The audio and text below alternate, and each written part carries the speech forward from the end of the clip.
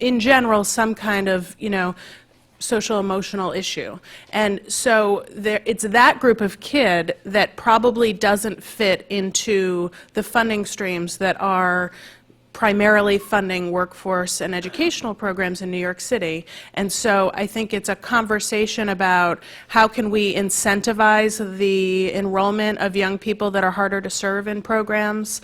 How can we look to make the funding slightly more flexible for young people? So could agencies work with a young person who is a foster care youth in a program for 2 years so that they can have a little more time, as opposed, whereas a general disconnected youth might only get 1 year in the program?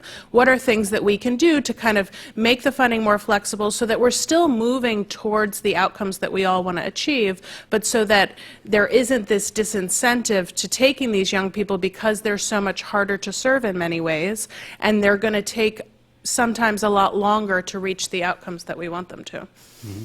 Any other thoughts on this from the panel? I have an organizational thought. I think, and I've shared this with Courtney, so I think I can share this in public. I think not-for-profits always, our first impulse is to think if there's money out there, we can do it better. This is a real challenge, even with my own team sometimes. Well, if there's a grant, we can get it, we'll do it. And sometimes we just force ourselves to stop and say, FEGS does it really well. That's what they do.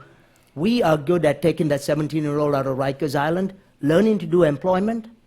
I not only don't I have a passion for it, I don't know if we can develop a capacity in the next decade to say we are good at it.